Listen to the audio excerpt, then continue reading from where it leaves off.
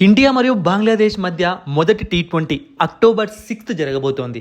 అయితే అసలు team India opener ఎవరు? ఎందుకంటే అభిషేక్ శర్మ మన రెగ్యులర్ ఓపెనర్ ఉన్నాడు.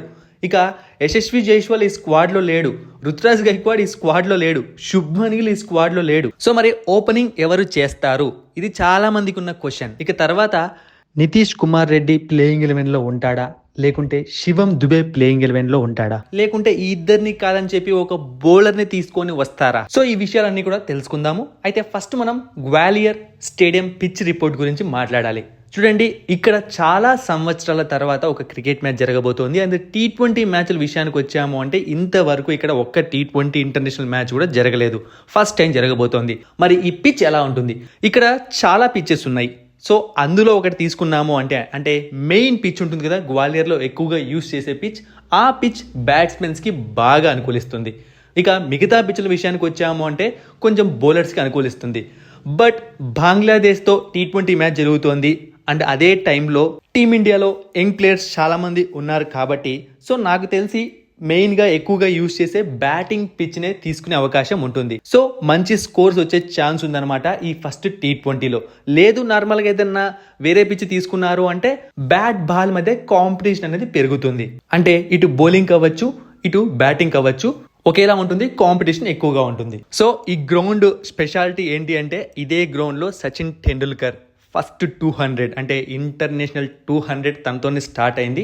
సో ఇదే గ్రౌండ్లోనే సచిన్ కొట్టాడు. ఇక మనం ఈ మ్యాచ్ లైవ్ విషయానికి వచ్చాము అంటే సో ఇండియన్ టైమింగ్స్ ప్రకారం ఈ మ్యాచ్ అక్టోబర్ 6th 7కి స్టార్ట్ అవుతుంది, అంటే నైట్ 7కి.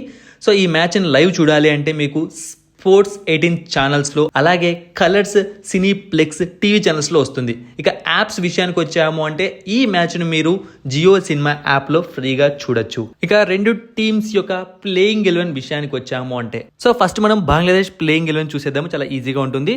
లిటన్ కుమార్ దాస్, తంజిద్ హసన్ తమీమ్, నజ్మల్ హుసైన్ షాంటో, టాహిద్ ఫ్రిడాయ్, మొహమ్మదుల్లా, జాకిర్ అలీ, మెహదీ హసన్, రషద్ హుసైన్, ముస్తఫిజుర్ రహమాన్, టస్కిన్ అహ్మద్, తంజిమ్ హసన్ సకీబ్. ఇక టీమిండియా ప్లేయింగ్ 11 విషయానికి వచ్చాము అంటే మయాంక్ యాదవ్ గుర్తున్నాడు కదా, IPL 2024లో రికార్డు స్పీడ్తో బౌలింగ్ చేశాడు. ఇతను టీమిండియా తరపున డెబ్యూ చేయబోతున్నాడు ఫస్ట్ మ్యాచ్. ఇక అలాగే హర్షిత్ రాణా కూడా ఈ మ్యాచ్ ఆడే అవకాశం ఉంది. ఒకవేళ హర్షిత్ రాణా ఆడకుంటే శివం దుబే లేదా నితీష్ కుమార్ రెడ్డి ఈ ఇద్దరిలో ఎవరో ఒకరు ఆడే అవకాశం ఉంది. నితీష్ కుమార్ రెడ్డి కూడా ఇది డెబ్యూ అవుతుంది. సో ఒకసారి చూసుకున్నామంటే team India playing 11 Abhishek Sharma, Sanju Samson. Yes, మీరు విన్నది నిజమే, సంజు శాంసన్ ఓపెనింగ్ చేస్తాడు. ఇక ఇంకొక ఆప్షన్ లేదు, రిషబ్ పంత్ కూడా లేడు కాబట్టి సంజు శాంసన్ ఖచ్చితంగా టీంలో ఉంటాడు.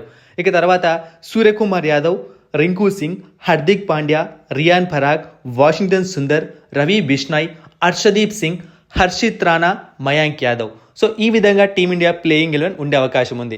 బంగ్లాదేశ్ అని చెప్పి తక్కువ అంచనా వేయకూడదనమాట. ఎందుకంటే ఏ రోజైనా ఏమైనా జరగచ్చు. కొన్నిసార్లు ఇలాంటి టీమ్సే షాక్స్ ఇస్తూ ఉంటాయి. బంగ్లాదేశ్ లాంటి టీం అయితే మనకు కొన్నిసార్లు షాక్లు ఇచ్చింది కూడా. సో టీమిండియా గెలవడానికి అవకాశాలు 99.9% ఉన్నాయి. సో ఆ 0.01% కూడా మనం మిస్ చేయకుండా బాగా పర్ఫామ్ చేయాలి.